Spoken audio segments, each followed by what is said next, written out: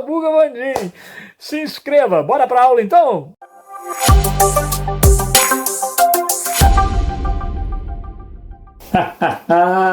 Muito bem, olha aí, a 11ª parte é reforma protestante para render, hein? Mas também hoje a gente termina. Reformas protestantes terminam hoje. Ah, Vandim, mas e a contra-reforma? Veja bem, eu disse que reformas protestantes terminam hoje.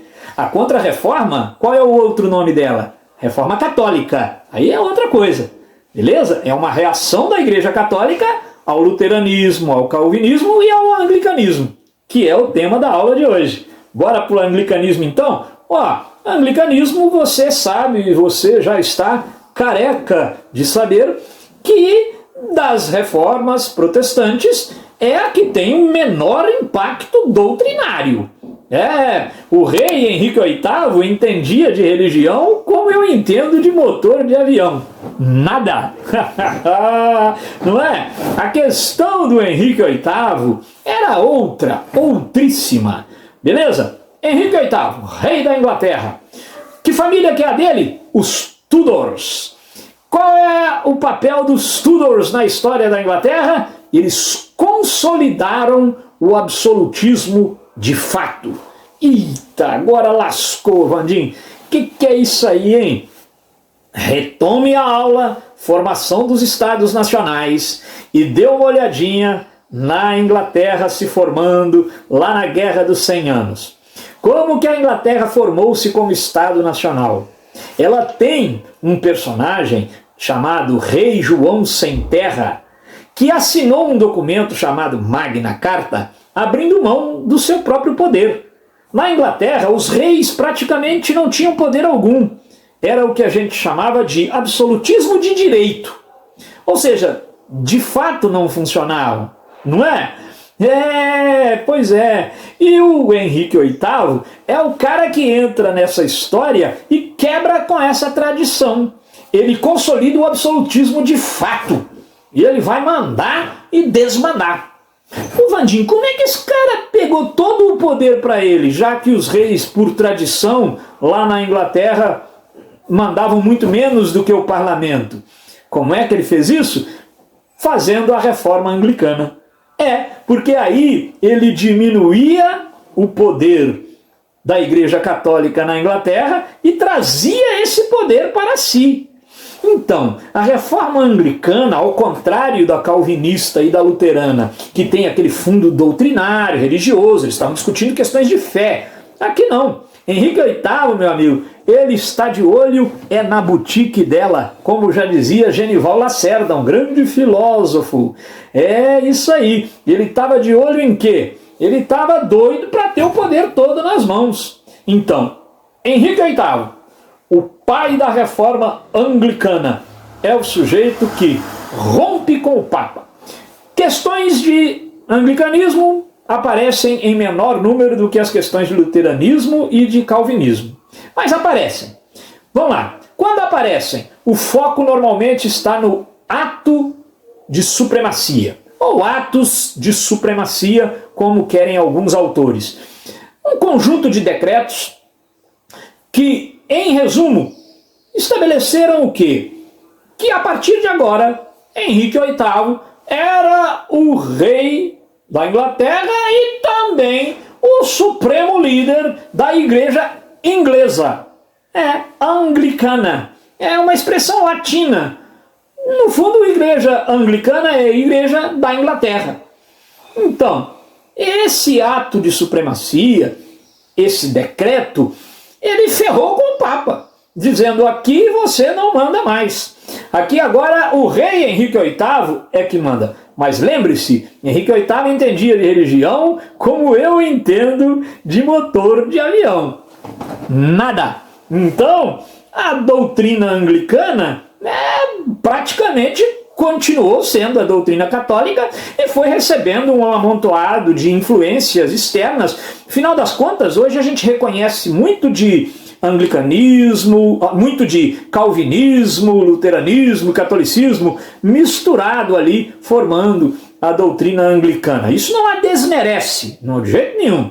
não é? Religião é sempre merecedora de todo respeito e consideração, da minha parte pelo menos.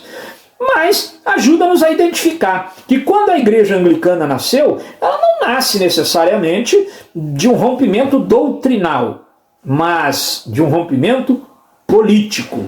E a partir daí, Vandinho, o clero católico? Bom, o clero católico recebeu um prazo.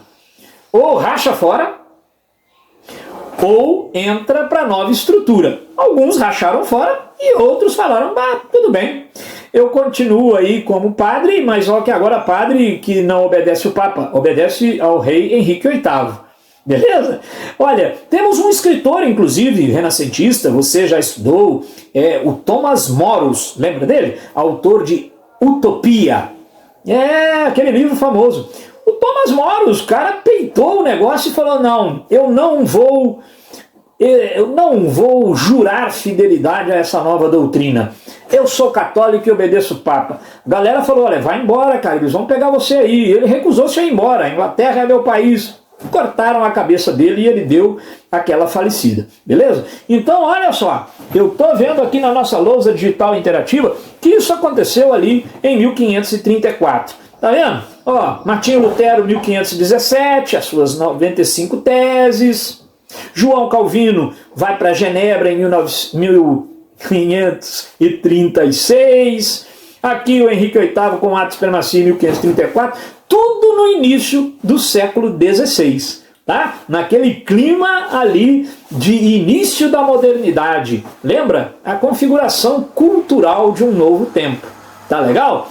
Ô Vandinho, eu tava olhando, tem um negócio de um divórcio aí, acho que o Henrique VIII ele era casado com a Catarina de Aragão, que inclusive era tia do Carlos V, lá do Sacro Império Romano Germânico, aquele católico lá da dinastia dos Habsburgos. E isso é importante?